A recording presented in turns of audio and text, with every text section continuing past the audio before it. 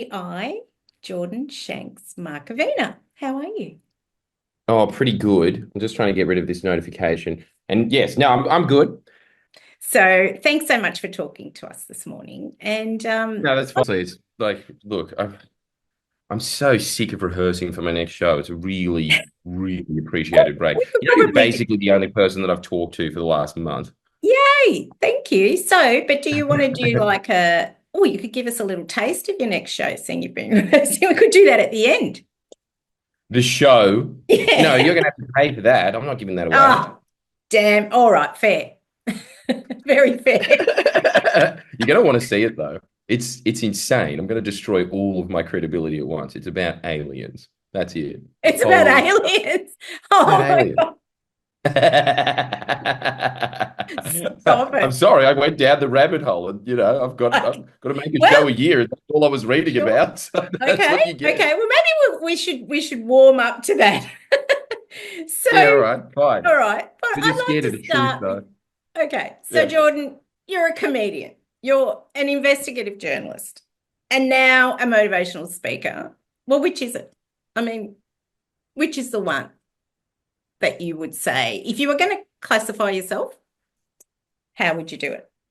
Would I classify myself as? Yes. You know what I would classify myself as? A What? YouTube monkey. That's it. I really want that phrase to start catching on. I'm sick of being called an investigative journalist. First of all, I shudder every time I hear the word journalist. I know that there's very legal reasons that you need to be called a journalist, so I begrudgingly don't poo-poo it, but I would if I could. And Mm-hmm. comedian, I always think is like a very pretentious thing to say, especially in this day and age.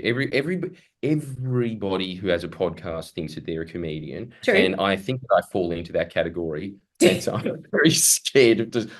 So it's so lame when someone's like, "Oh, I'm a comedian." It's like, I'll be the judge of that, buddy. And then motivational speaker, I don't mind actually. I don't mind it because I'm just a huge self-help fan, massive. But I think if you were to really boil down what I am, it is a YouTuber, and it is a very lowly profession, and I like it that way. I don't like this fact that entertainers ever escaped that medieval status that they had where they were just a little bit higher than chickens, you know? Yeah, Like yeah. that's where they should have remained. I Huh? think that, you could probably say that about journos as well, really. I mean, let's be honest. Yeah. Yeah. Yeah, that used to be a real bozo profession. And then for whatever reason, it was elevated in the 80s and 70s and seemed very cool. It's gone back to being a bozo profession now. So Well, it's pretty much the same as being. I didn't know this, thank but you. apparently when you go to Asia, when you go to Japan or Bali or anywhere else like that, they're sort of just this stand. That's how people look at them. They're just something that holds a microphone, and that's it. All right. So moving on. So you're a motivational speaker then. Well, we have to classify you as something for the purposes of the interview, Jordan. I mean, we can't just have All right, yeah, do that then. Motivational speaker. Yeah. motivational speaker. It sounds Yeah, so give me that title. fancy. Do that. Do that. I love it. No, what was it? Video monkey. I think that is actually Video monkey. video Give me, monkey. yeah, I'd much prefer that one, Much actually. prefer that Yes. All one. right. So, well, now that that's established, yes, We've established. Okay. you will address me by my title. Thank you. But jokes aside, you have done, you have exposed quite a lot, really, in terms of corruption within politics and elsewhere, destruction of wildlife, standover tactics of the gambling industry, to name a few. I suppose, what motivates you to do that? I mean, what has taken you from doing your shows and getting a few laughs to actually trying to expose, these sorts sorts of issues. What Now, is it? just this over and over again. I don't know why, but people always come up to me and say, here's information. Well, look, I don't know how this originally happened. It just did. People started coming up to me with very troubling information. And look, I'll be honest, 95% of the time they're a nutbag. Yeah. And it Yeah. goes nowhere. And huh? Yeah, we get a Yeah, lot of you that know too. that, don't you? People Yeah. always have like some insider tip about the council, Yep. don't they? Hmm. And about So you have to, aliens, as it happens. oh, really? Do you get them? Oh, that's sick. Well, you tell me about that later because you send them to me. Okay, I will. I We've wish I actually had got a people file. contacting me about aliens. It's always this. I hate this. It's always the same type of human being. It's some guy who's middle aged who you can tell is a loser, has not accomplished what he wanted to accomplish in life, has this Stop James it. Bond figure about himself. Like he's Yep. just like, I have some very sensitive information. I'm on the inside loop, and it's just like. I'm pretty sure that you just a mild form of insanity. That's what you have. That's your information. There's heaps of that, No, but every now each and to then their you hear own, somebody Jordan. that, I mean, that's huh? all cool if they own that. That's cool. But they don't. They don't own it. I They know. don't. It would be great if they did. Because Save me it's a lot all of time. true. But I can profile it now. I bet you're the same with this. I can Yep. profile it from an email. If it has too many caps locks in it, I don't even bother now. That's a bit of a giveaway. The other one is Huh? we shouldn't make light of it. We shouldn't. Okay, let's move on. All right. So you Why? It you is. It's just they're nuts. They're nutters. There's so many. This is the thing that I really hate about politics. It's just like no one seems to care unless no. they're trying to externalize their own personal problems onto society. That seems to be it. There's like there's very few. There's a tiny, tiny portion of people that are All right. genuine whistleblowers. Usually, those whistleblowers, by the way, not all of them. There are some of them that are very level-headed, but a lot of the time they are It's true. teetering on the borderline on the Yes. border of Well, insanity anyway. okay. But they, I think if I may intervene there, I think that in our case anyway, a lot of people who contact us with information, they're not necessarily, like you say, they're not all nutbags. Some of them are genuine whistleblowers, but a lot of people, I think it's fair to say a lot of people are damaged in some way because of the circumstances and things that have sort of occurred in their lives. Who is that a nicer way of look, maybe I don't know their life story. All I see is the guy with the Oakley sunglasses being like, "You wouldn't believe the things I know." Okay, well, It's just like you don't know anything, huh? yours sound much more interesting than ours. Oh, are they? Okay, look, see, this is the I don't whole know. thing because you're in the written wordscape. I would imagine actually that yours would be a lot more reclusive and actually probably a lot more substantive a lot of the time. Now, again, I'm not saying that everyone that contacts me isn't, but I'm saying the vast majority are. But every No, now and I then think they do that's come up with a piece of information, and then you usually say, "Why haven't you taken this to Channel 9? Why haven't you taken this to ABC?" And the answer inevitably is every time I did. yes, That's the answer, correct. always. So I just started thinking, it wasn't even a thing. It was just like look, for whatever reason, I don't know why. I've got a lot of very bad traits, but I think that one of them that I do have that's good is I do have like quite, I don't know where it came from, but quite a social conscience. And it actually eats away at me if I don't do anything about it. Yeah. And so I had to just start publishing it because no one else would. No one else was doing it. And so I just started doing it. And then, look, honestly, if it were up to me, I would actually just be presented as a motivational speaker. Like I would much prefer that life, just endlessly the opposite of that, which is a bunch of extremely fragile women coming up to you being like, "You gave me the strength to open up a market stall." Like that's way better than Anthony Robbins, eat your heart it's a out. way better life, huh?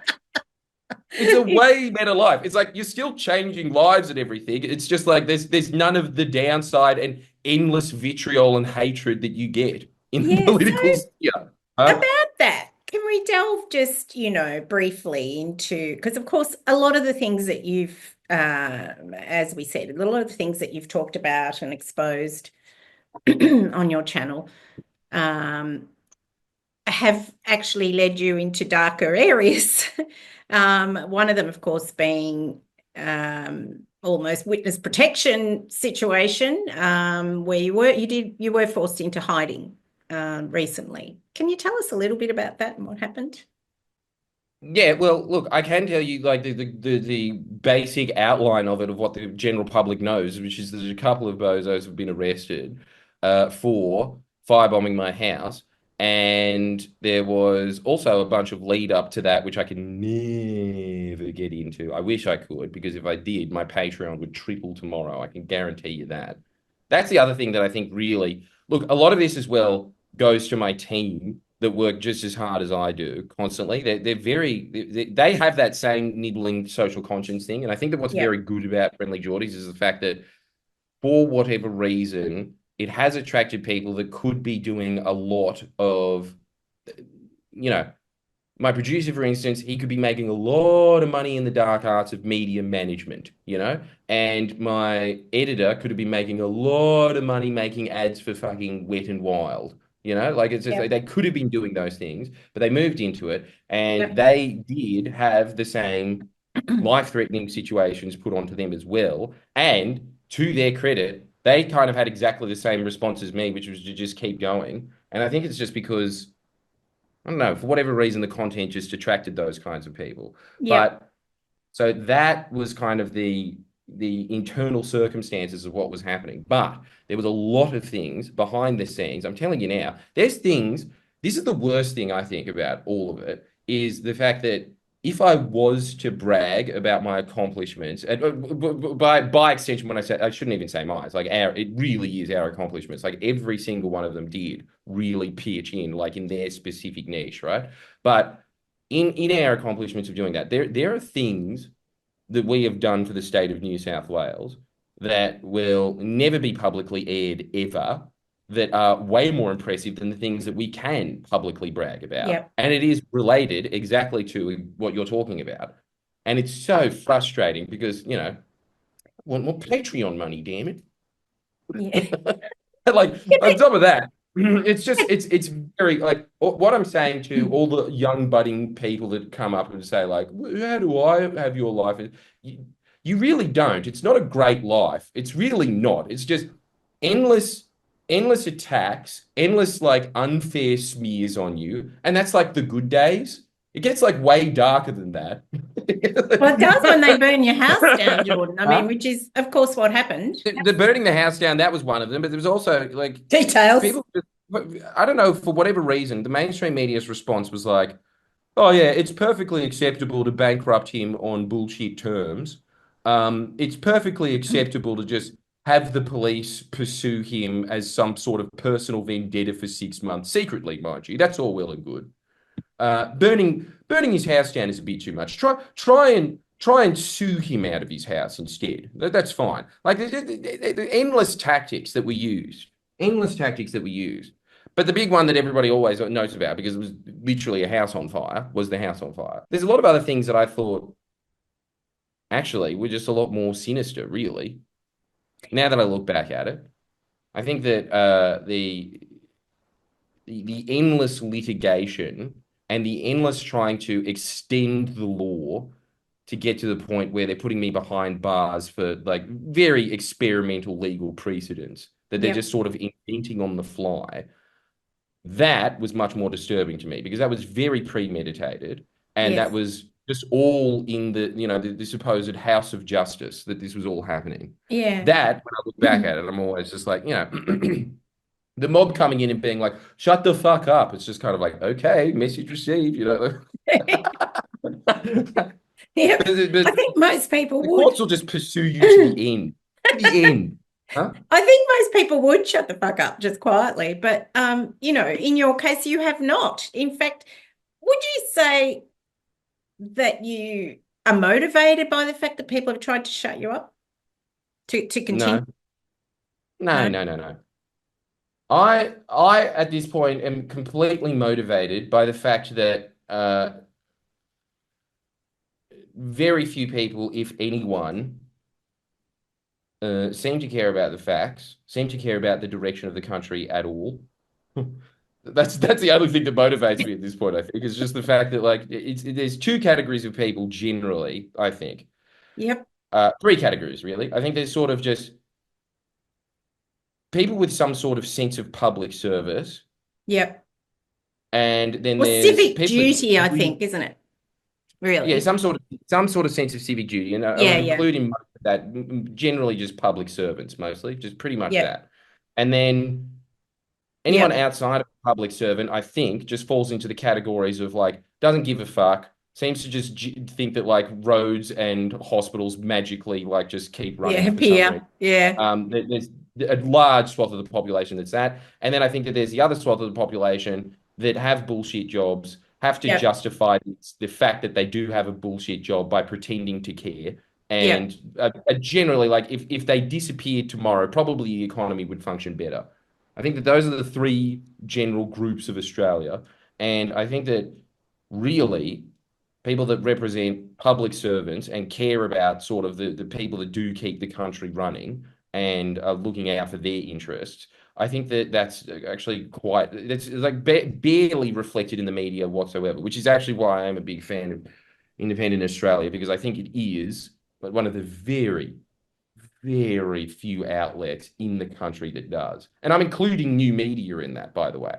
This is Yep. not just a mainstream media thing. I think that that is No. just a new media has. I thought when it first originally came out, I thought this is going to be great. You're going to have a counterweight to it. And then Yep. no, that's basically what they've done is just take up a different faction of flavor of billionaire talking points.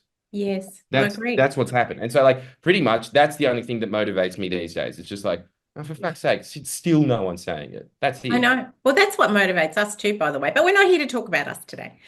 Um, so so you're going to keep going then, regardless. Sure, burn my house down, whatever. Um, it's not being said, so you have to uncover it. Is that pretty much how you roll? Yes, but like preferably, I would prefer if some sort of media ecosystem rose up.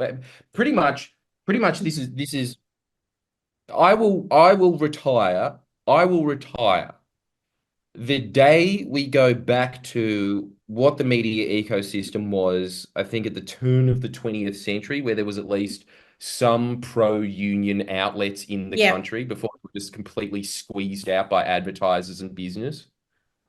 The day that that happens, I will gladly fucking retire. Gladly. I would love nothing more than to never think about politics again in my entire life. It's just, it's not fun. It's not a good mental state to be in. And then the No, other it's thing that I not. think is quite corrosive about politics, I think, is that because of just the very nature of it, after a while, you just wake up every morning thinking about your long list of enemies and just like this is the whole thing. When I used to just think about self-help and motivation and stuff, I'd get up every day just like I can't wait to seize the day and squeeze every second out of it. And now every day I just wake up and I think like stupid cunt. I'll fix his wagon. Like that's the first thing that comes into my mind every day. Is just someone that has wronged me that I'm just like I'm gonna crush him like a bug, Okay. and that's it. Huh? Remind me not to do, not to piss you off, Jordan. No, no, just kidding. I know exactly how you feel. Yeah, like it's a very horrible affair to just Well, stick yourself. I think what happens, just speaking from my own experience, is really it's a toxic environment, where there's very few allies, really, at the end of the day. Most people are, if they're in the industry, then they're part of the club, generally speaking, which of course you and I are not, as in you and also Independent Australia, not just me personally, are not part of the boys' club, is fair to say. Or they are, there are so many, I guess, I don't know, like I hesitate to say bad actors, but they really are, within our political system. And those things and the injustices that occur, they really get to you after a while. And it is a toxic thing to have to deal with it on a daily basis. People write in with us, some of them have to us or contact us, and they have the most devastating stories, of injustice. And you want to help them and you can't help everybody, but it's hard to just let that go, isn't it? It's hard to just go, okay, well, that's it. Let's go and Yeah, it play follows some you around. golf. Like yeah, like even when you're on holidays, you're thinking about it. It's just endlessly there. Yeah, It's just like it's not a nice. I do understand why the average person doesn't think about it or want to get involved in it at all because their general suspicions are right. But I just think that if people did think about it for a little bit, they that's would it. come to a conclusion that would make it so you don't have to think about it that much. Yeah. It's just look, that's never going to happen ever, ever. Well, Um, yeah. so I think, yeah, because of course we can not think about politics, but it's going to affect us. What's going on out there. That's what the reality of it is. It affects every single person, whether they choose to take action or to choose to be involved. yes. Yeah, that's the reality. So anyway, but while we're on that, what obviously you and I have both you know both our organizations, because you say you are a team as well, and I get that. We've tried to talk about the effect of Murdoch in the Fourth Estate, and it's not obviously just Murdoch, but certainly he's been um, the poster boy, the leader, the motivator of the rest of the industry, really, in the fact that he has such a monopoly. What's the answer to that? I mean, I know you've talked with Kevin Rudd as well, who, of course, he started a petition. There were over 500,000 people who signed that petition. That went to Parliament. I think it was the most supported petition that actually was presented to Parliament, and nothing happened. In terms of a royal commission into the news media. What do you see as, how do we move out of that? How do we solve that? Well, I don't think that is a solved problem. Like, I think that this is just the everyone likes to think of themselves as I don't know. It's very easy when you exist to think that your circumstances now are completely unique because Nikes exist and not as many men wear bowler hats anymore. Yeah. Like it's the thing is that you go back throughout all of Australian history, I'm constantly raving about Sally Young's books, Media Monsters and Paper Emperors, but she just goes back. And he's a free plug, even though she doesn't Oh, know. you got it as well? Isn't it incredible? Isn't it incredible? Yeah. She's done actually the most. She's written two of the most important books ever written about Australia ever, really. Like that's the true history of Australia, right? Which is Yep. pretty much, she's just outlining that all throughout history. Well, but basically, the press was pretty much just set up as a counterweight to trash unions' reputations. That was the entire point Yep. of them, very beginning. That nothing has changed. I think that the whole thing about, I'm very into this idea that once a country is set up, it stays that way forever. Like when I went to Really? Turkmenistan, totally. When I went to The Turkmenistan, you French go to all these Revolution. ruins, huh? What about the French Revolution? That's what I'm saying, right? Like there's things like that that kind of Ah, change the character of yeah, it, but yeah, even then, not really. yeah. Not really, like a little bit. It kind Yeah, a of little bit. look, yes, Napoleon comes in, he changes the bureaucracy, he makes it much more effective and efficient, and that's very Few true, and that's people. still in French culture. And the French just protest to this day about a fucking bus schedule getting changed. Like they just They do. endlessly They wrong protest about everything. everything. So that's like Everything. definitely part of their. But the thing is, because like what At happened least then, they've got really. passion. They've got the passion, and I think that that was because of the French Revolution. Like it completely changed the. So like when I went to Turkmenistan, I've never stopped not thinking about this. Was the fact that you go to all of these cities that Genghis Khan ravished back in the day, and you'll Yeah. see some guy on a horse, like as a statue, some guy on a horse with a sword, being like, you're right. And then you go to the capital of Turkmenistan today, which is Ashgabat, and it's got the dictator today in gold on a horse going like with a sword. Like it doesn't change. The only thing that changed all throughout Turkmenistan's history is there's now some sort of like bleak Sovietness to it now because of the Yeah. Soviet Union coming in, right? Like something massively major has to change for like things to happen. And like every time people always just say like, yeah, we need a revolution, man, and shit like that. It's like, dude, they don't usually pan out very fucking well. Like they usually No. pan out the opposite. They usually pan out worse. But the thing, so I think you're kind of just stuck with the foundations of what a country was set up with. And I think that in Yeah. Australia, we were very lucky that the union movement took foot here. It is the only Yeah. reason that we have like some of the best living standards in the world. Like it's purely because of that. And it's Yeah. deliberately written out of history for the same reason that the press barons set up the press. and, just constantly glorifying the mining industry because, again, mining was set up with private capital, and that's never going to change because that is the way that was set up. And there's just too much money in it now, right? And so I think that when it comes to the press, it's just like everyone sits there and says, like, oh, we'll just get rid of Murdoch. And it's just like, well, who replaces Murdoch? Yeah. Another billion, you know? And so when people always say, like, I can't believe that the Albanese government didn't go after the Murdoch press, there is a long, rich history of this country of governments trying to take on the press barons and every time losing, getting hammered, smashed, not just smashed, kept out of politics for decades. Yeah. Like But the really salt the interesting earth thing, stuff. that's true. I Huh? agree.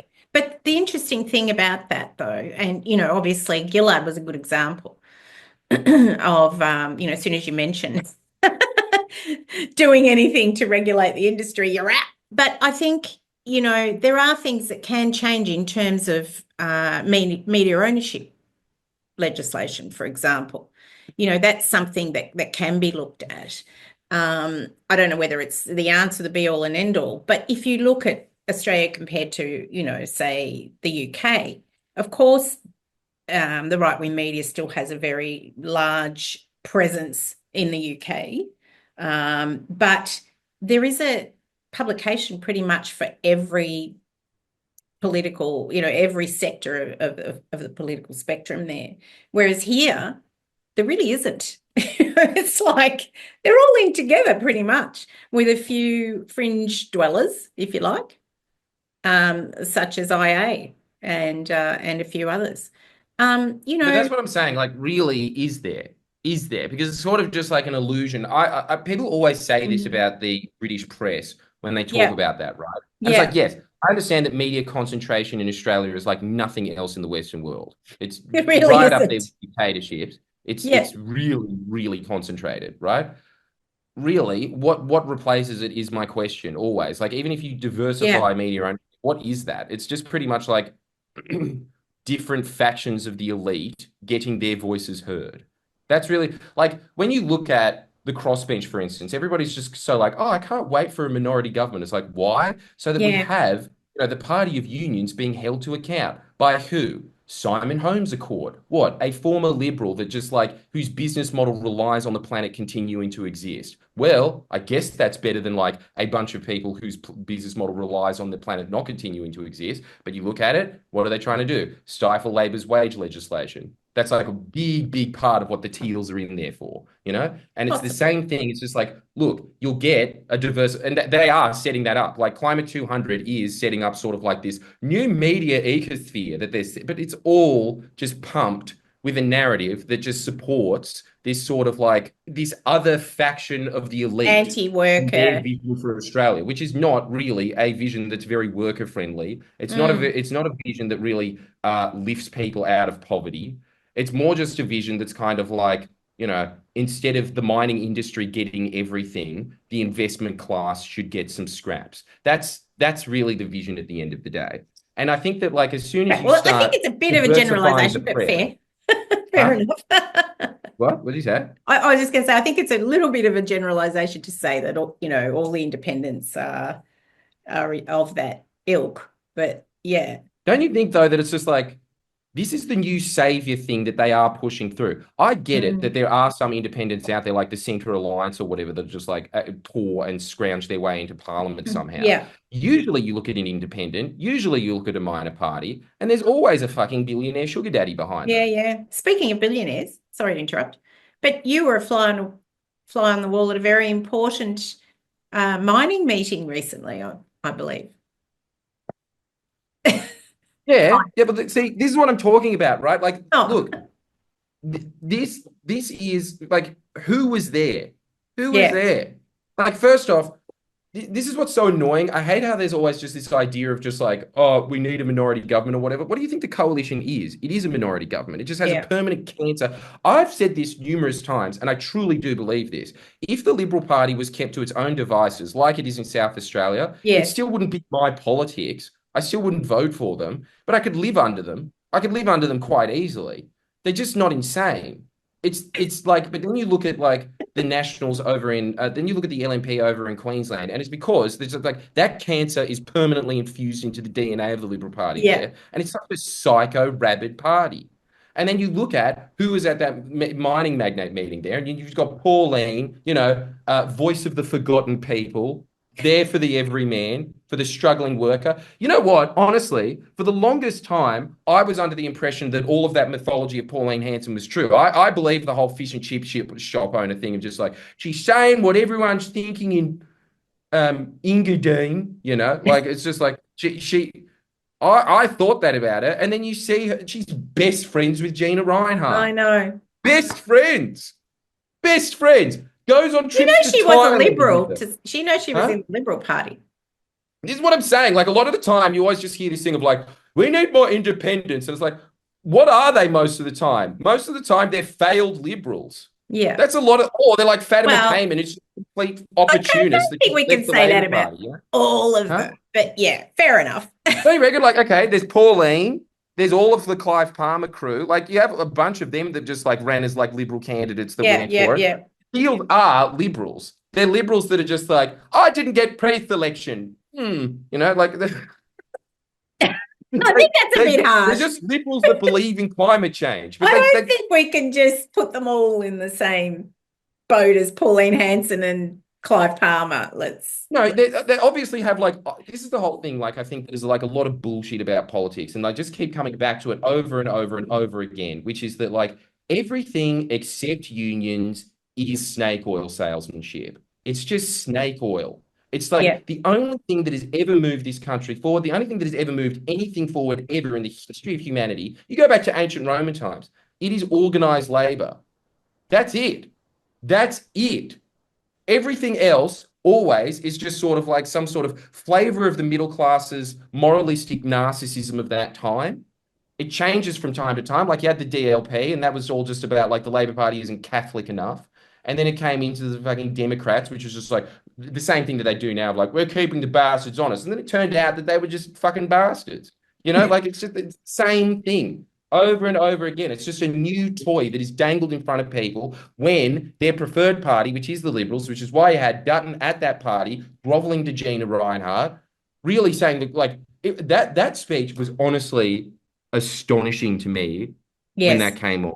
You yeah, had Peter agreed. Dutton, like it's just amazing that he has been able to keep up this image of being this like tough man leader that's going to, just like, I don't know, him standing up to China single-handedly, to fight the Chinese army with his bare fists. And then as soon as it comes to Gina Reinhardt, it's just like the most groveling, simpy speech filled with very scary things where he's just giving the game away entirely, which is first off, this was a Christmas party where they are talking about, regardless of all the propaganda that you hear in the press Well, from both sides, yeah. constantly just saying, Well, like, he knows how which disappointing side. the Labor Party's been endlessly. You look at the real reason for why all of this is, and it is because the Labor Party dared tax and regulate the mining industry. Yeah, And they get no credit for it, none. But you see it there, and then they like, I could never make the argument more effectively than they did. You have yeah, Peter Dutton saying, how dare the Labor Party stalled 64% of our of the mining proposals that we approved. You had Gina Reinhardt. This was the most insane thing I've ever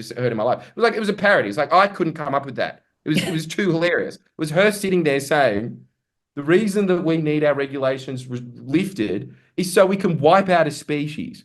We can wipe out a sea snake. And the reason for that is, guys, you don't understand. The sea snake is venomous. It's a threat to humanity. I know. You can't make it What's up. so disappointing about all of this is, I always think about this. If you had a more intelligent elite, like I would imagine they would have in like Korea or Japan, Yes. honestly wouldn't even be that bad. Like, because, we've only got a minute, but like Labor's Future Made in Australia plan, that is specifically designed so that everyone wins. That is designed to lift workers' wages. That is designed to basically just shift the working class into decarbonising the planet. That's Yeah. like going to be like a big centerpiece of Australia's economy. If you were smart and part of the investment class, if you were smart and part of the mining industry, you would look at that and think, oh, they're going to make an entire like new engine of the economy that I can own. And in the meantime, you would have all of these other like workers that are in very skilled sectors making way more money. Also, they would be way more educated and way more, dare I say this commie term, class conscious, you know? And then they would, and also, this is the thing, Or Peter Dunn possibly gave they'd this be better educated. well, you'd have to be like to operate in those factories that are just so much more Yeah. um like it's a lot harder to put together like microchips than it is to blow gold out of the fucking ground with Yeah. dynamite, you know? Like you'd have to be. And then Oh, come on. We've got to get rid of the snakes. So, Jordan, we are out of time. And thank you so much for joining me today and telling us, as usual, in your very candid way, your thoughts, your worldview, if you like, and your thoughts on politics in particular. Do you have a mantra that you live by? No, let's get really serious here. yeah, no, I do live by the mantra of Kaizen. I think that that was a great Japanese invention invented by I think the American that founded Mitsubishi. But pretty much it's the idea of constant and never-ending improvement. The idea that most people in life seem to always want some massive moment of make or break. This is my ticket out of this Yeah. hellhole moment. That doesn't exist. Or very rarely it does exist. And even when it does happen, you usually revert right back to where you were. The classic example is people that win the lotto. Yeah. What you want to be aiming for in life is just getting a teeny little bit better at something every day. That's the aim. Plus, it's such a shortcut to happiness and self-satisfaction in life. It really is. So that's what I live by. I love it. Thank you. Thanks for sharing. And That's thanks all for right. joining us. No, no worries. Big fan. Yay. And right back at you. All Thanks, right. Jordan. Thank you. Bye. Bye.